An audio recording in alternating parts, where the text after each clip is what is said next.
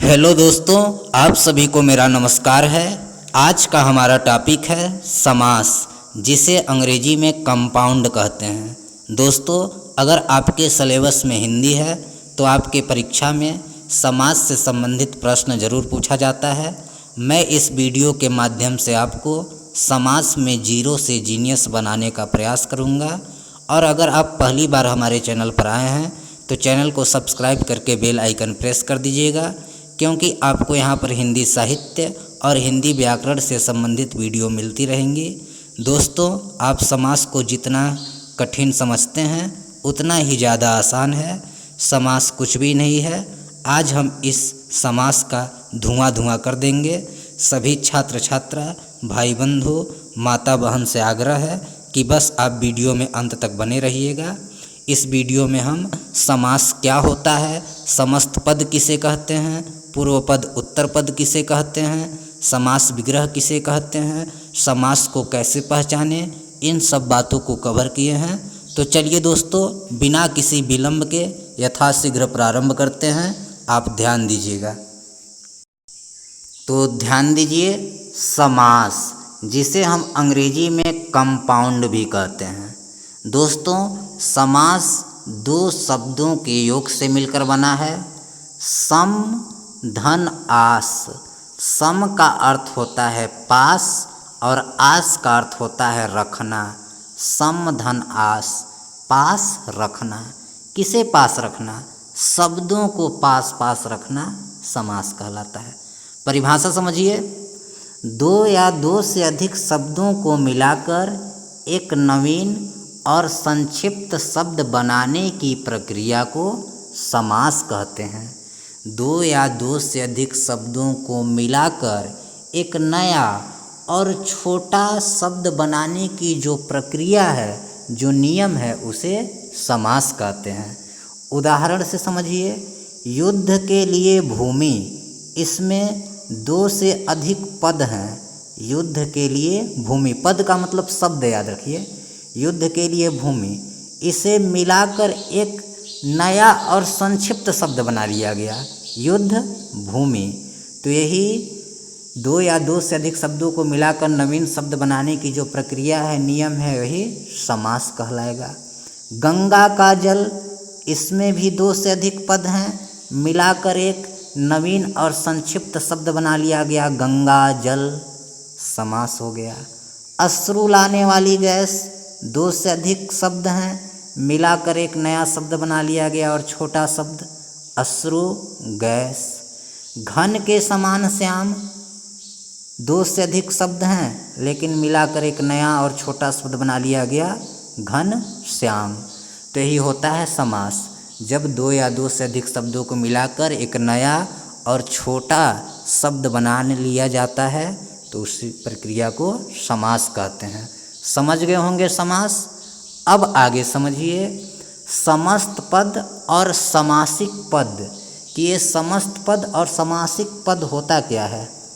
देखिए, समास के नियम से बनने वाला नवीन शब्द को समस्त पद या समासिक पद कहते हैं।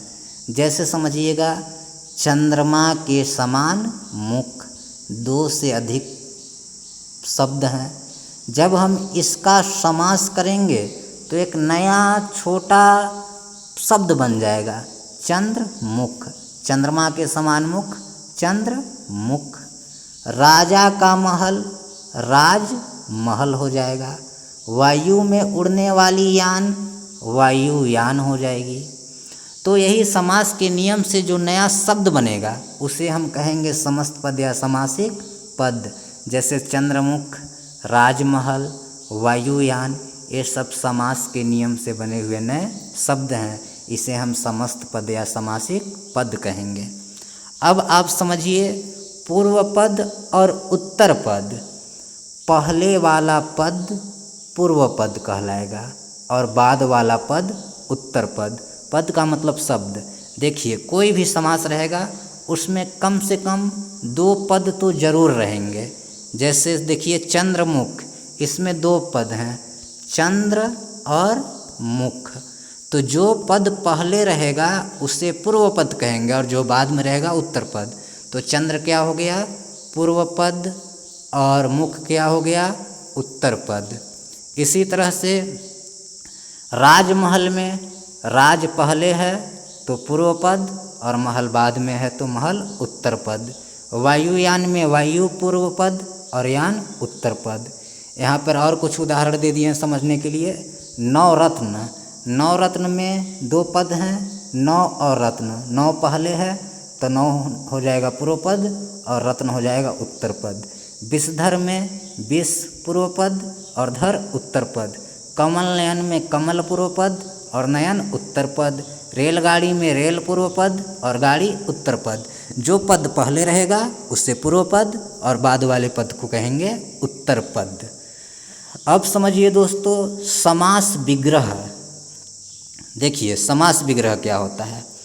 समस्त पदों को अलग अलग करने की प्रक्रिया को समास विग्रह कहते हैं। समस्त पदों को पूर्व की भांति अलग अलग कर देना समास विग्रह कहलाएगा और अलग अलग शब्दों को जोड़ देना समास कहलाएगा। और समस्त पद को जो समास के नियम से बने नए शब्द हैं उसको पहले की तरह पूर्व की स्थिति में कर देना, अलग अलग कर देना, क्या कहलाएगा? समास विग्रह। जैसे उदाहरण समझिए, शासनादेश समस्त पद है, समास के नियम से बना है शासनादेश। जब हम इसको पहले की तरह कर देंगे पूर्व स्थिति में तो क्या हो जाएगा? शासन का आदेश। यही हो गया समास विग्रह। कमल नयन, कमल के समान नयन, समास विग्रह हो गया। यानी समस्त पदों को अलग अलग करने की प्रक्रिया समास विग्रह कहलाएगी, या समस्त पदों को पूर्व की स्थिति में करने की प्रक्रिया समास विग्रह कहलाती है। समझ गए होंगे दोस्तों। अब हम जानेंगे समास के भेद। देखिए, कर्मधारय समास, द्विगु समास, द्वंद्व समास, अव्ययीभाव समास, बहुव्रीहि समास, तत्पुरुष समास। तो हम क्रमशः एकक समास को बहुत ही आसानी से पढ़ेंगे। तो चलिए शुरू करते हैं। सबसे पहला है कर्मधारय समास। तो दोस्तों सबसे पहला हमारा समास है कर्मधारय समास। देखिए, कर्मधारय समास को पहचानने के लिए आपको बस 2 बातों का विशेष ध्यान रखना है। आपका कर्मधारय समास कभी गलत नहीं होगा। तो देखिए, सबसे पहली बात क्या कि कर्मधारय समास में पूर्व पद यानी पहले वाला पद विशेषण होगा और उत्तर पद विशेष से होता है और बाद वाला पद विशेष से होगा। अगर आप विशेषण विशेष से नहीं समझते तो ये भी समझ लीजिए, जो विशेषता को बताता है वो विशेषण कहलाता है और जिसकी विशेषता को बताई जाती है वो विशेष से कहलाता है। जैसे आप समझिए कृष्ण सर्प, इसमें 2 पद हैं कृष्ण और सर्प। जो कृष्ण है पूर्व पद ये विशेषण है और जो सर्प है उत्तर पद ये विशेष से है। कृष्ण का अर्थ काला, कृष्ण विशेषता बता रहा है पूर्व पद कि कृष्ण काला, और सर्प उत्तर पद विशेष से है। सर्प की विशेषता बताई जा रही है कि सर्प काला है जो सर्प। इसी तरह देखिए महाकवि, इसमें भी 2 पद हैं महा और कवि। महा का अर्थ महान और कवि का अर्थ कवि। तो महा वाला पद क्या हो गया? विशेषण, विशेषता बता रही है कि महान है, और कवि विशेष से कवि की विशेषता बताई जा रही है। इसी तरह देखिए श्वेत कमल, श्वेत है जो कमल, श्वेत कमल में भी 2 पद हैं श्वेत और कमल। श्वेत विशेषण है, विशेषता बता रही है श्वेत, श्वेत का मतलब सफ़ेद, और कमल विशेष है, कमल की विशेषता बताई जा रही है कि श्वेत है जो कमल। तो सबसे पहले बात, कर्मधारय समास में पहले वाला पद विशेषण होगा और बाद वाला पद विशेष से होगा, इतना याद रखिएगा। अब दूसरी बात कि एक पद उपमेय होगा और दूसरा पद उपमान होता है। कर्मधारय समास में एक पद उपमेय होगा और दूसरा पद उपमान होगा। अगर आप उपमेय और उपमान नहीं समझते तो समझ लीजिए, उपमेय जिसकी तुलना की जाए और उपमान जिससे तुलना की जाए। उपमेय जिसकी तुलना की जाए, उपमान जिससे तुलना की जाए। जैसे हम एक उदाहरण कि चेहरा चांद जैसा है, तो हम यहाँ किसकी तुलना कर रहे हैं? चेहरे की। तो चेहरा क्या हो जाएगा? उपमेय। किससे तुलना कर रहे हैं? चेहरा चांद जैसा है, तो चांद क्या हो गया? उपमान। जिसकी तुलना की जाए उपमेय और जिससे तुलना की जाए उपमान। उदाहरण देख लीजिए, कमल नयन। कमल नयन में दो पद हैं, कमल और नयन। तो देखिए, कमल एक पद उपमान है और जो नयन है ये उपमेय है। यहाँ नयन की विशेषता बताई जा रही है कि कमल नयन, कमल के समान नयन। कमल क्या हो गया? उपमान, और नयन क्या हो गया? उपमेय। तो एक पद उपमेय है, दूसरा उपमान है। इसी तरह देखिए मृग नयन। मृग नयन में दो पद हैं, मृग और नयन। मृग मतलब हिरण और नयन मतलब नेत्र। मृग नयन यानी मृग के समान नयन, आँखें। तो यहाँ भी एक पद उपमेय है और दूसरा उपमान है। चंद्रमुख, इसमें भी दो पद हैं, चंद्र और मुख।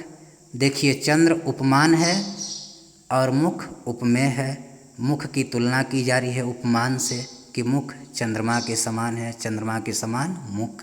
तो कर्मधारय समास में आपको बस दो बातों का याद रखना है, या तो पहला पद विशेषण होगा, पूर्व पद विशेषण और उत्तर पद विशेष्य, या फिर एक पद उपमेय होगा, दूसरा उपमान, किसी की किसी से तुलना की जाएगी।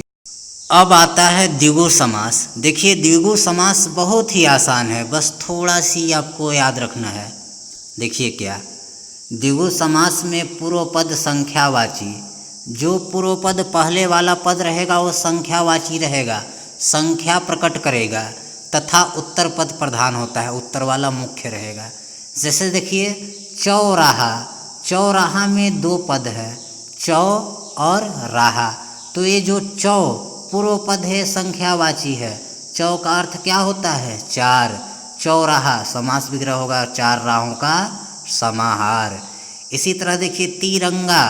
इसमें भी जो ती शब्द है ये संख्यावाची है, पूर्व पद संख्या व्यक्त कर रहा है। ती का अर्थ तीन, तिरंगा। समास विग्रह क्या हो जाएगा? तीन रंगों का समाहार। द्विगु समास कैसे पहचानेंगे? पूर्व पद संख्यावाची और उत्तर पद प्रधान होगा। जैसे नवग्रह। नवग्रह में दो पद, नौ और ग्रह। नौ जो पूर्व पद है ये संख्यावाची है, नौ का अर्थ नौ होता है, और ग्रह प्रधान है। नौ ग्रह, नौ ग्रहों का समूह। इसी तरह देखिए अष्टकोण। दो पद हैं, अष्ट और कोण। जो अष्ट पहले वाला पद है अष्ट, ये संख्यावाची है, संख्या व्यक्त कर रहा है। अष्ट का मतलब आठ, और कोण प्रधान है, अष्टकोण, आठ कोणों का समूह।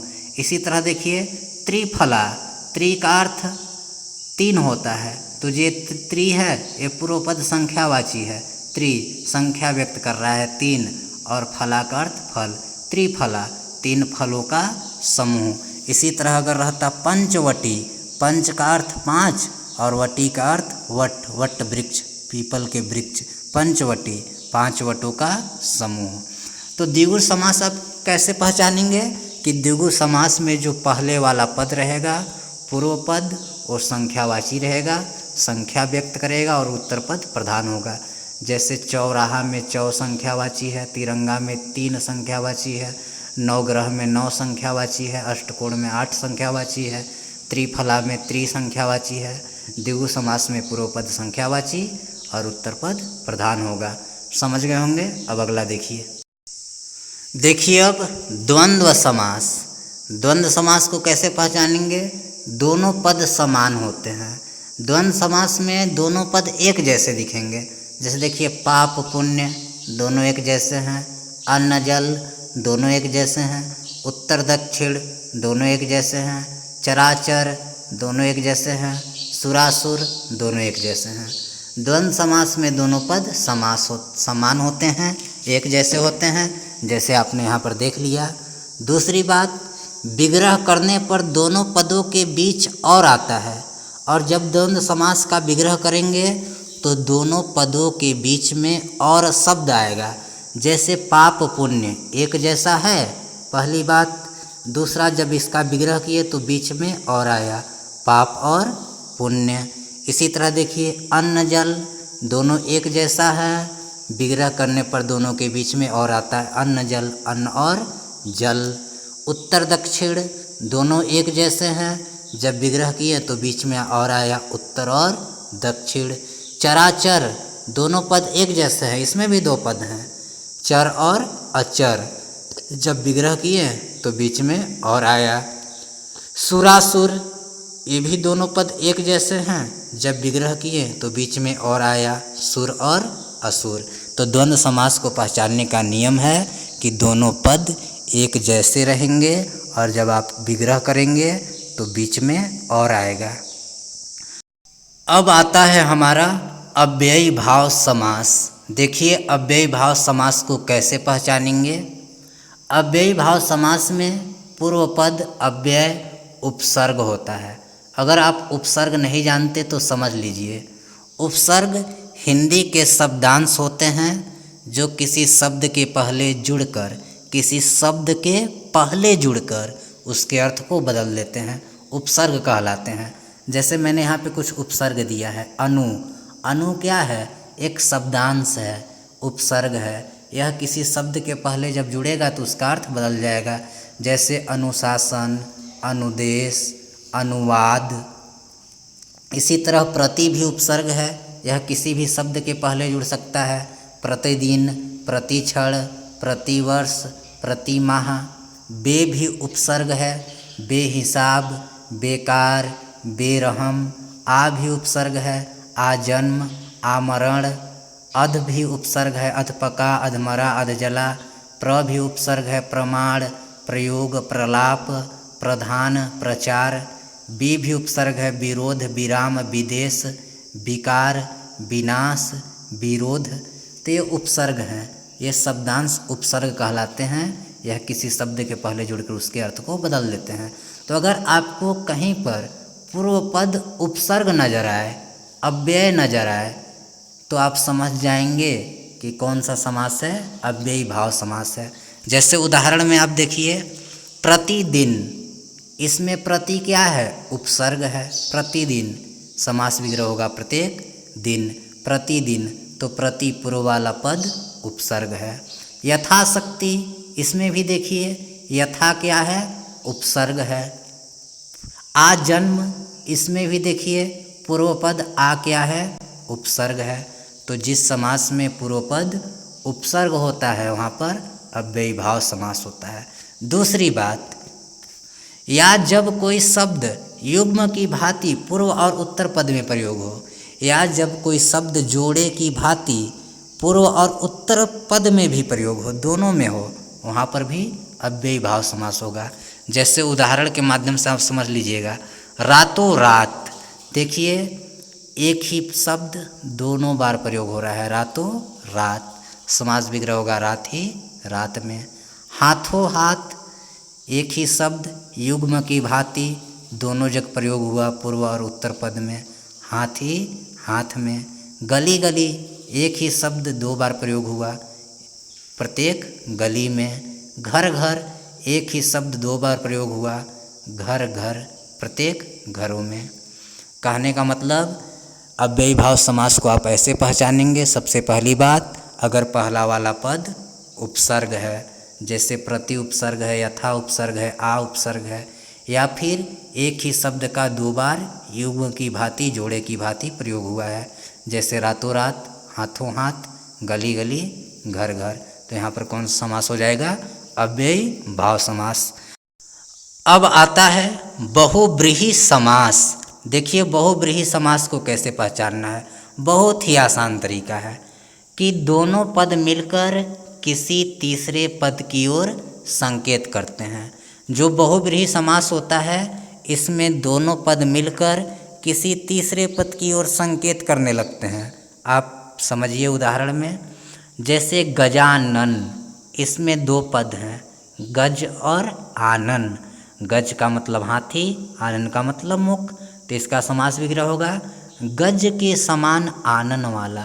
गजानन, गज के समान आनन वाला। तो किसका मुख गज के समान है? गणेश जी का। तीसरे की ओर संकेत हो गया। गज और आनन मिलकर गजानन किसी तीसरे पद की ओर संकेत किए गणेश जी की ओर। बहुव्रीहि समास में दोनों पद मिलकर किसी तीसरे पद की ओर संकेत करते हैं। अगला उदाहरण देखिए, विषधर। दो पद हैं, विष और धर। विष को धारण करने वाला विषधर, तो विष को कौन धारण करता है? सर्प। तीसरे की ओर संकेत हो गया ना, तो कौन सा समास हो गया? बहुव्रीहि समास। इसी तरह देखिए, निशाचर।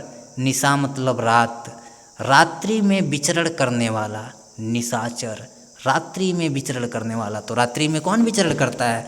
तीसरे की ओर संकेत हो गया राक्षस। इसी तरह देखिए, अंशुमाली। दो पद हैं, अंशु और माली, दोनों मिलकर तीसरे की ओर संकेत करेंगे अंशुमाली। अंशु है माला जिसकी, अंशु का मतलब किरण, तो किरणें हैं माला जिसकी। किरण किसकी माला है? सूर्य की। तो तीसरे की ओर संकेत हुआ ना, दोनों पद मिलकर किसी तीसरे पद की ओर संकेत किए हैं। और उदाहरण देखिए, दशानन। दस का मतलब दस, आनन का मतलब मुख। दशानन, 10 हैं आनन जिसके, तो किसके 10 आनन हैं? रावण के। तो दशानन दोनों पद मिलकर रावण की ओर तीसरे पद की ओर संकेत किए हैं, तो कौन सा हो गया? बहुव्रीहि समास। इसी तरह देखिए, नीलकंठ। नीला है कंठ जिसका, दोनों पद नील और कंठ मिलकर नीलकंठ, किसकी ओर संकेत कर रहे हैं? शिव जी की ओर, कि नीला है कंठ जिसका। किसका कंठ नीला है? शिव जी का है। इसी तरह अगर रहता मुरलीधर। मुरलीधर, मुरली को धारण करने वाला, तीसरे की ओर संकेत हुआ मुरलीधर, मुरली को धारण करने वाला। मुरली कौन धारण करता है? श्री कृष्ण। तो दोस्तों, जहाँ पर दोनों पद मिलकर किसी तीसरे पद की ओर संकेत करते हैं, वहाँ पर बहुव्रीहि समास होगा, याद रखिएगा। और अगर वीडियो अच्छा लगा होगा तो वीडियो को ज़रूर लाइक कीजिएगा, चैनल को सब्सक्राइब कीजिएगा। वीडियो काफ़ी लंबी हो जाएगी, इसलिए मैं तत्पुरुष समास का वीडियो अलग से बनाकर डाल दूँगा।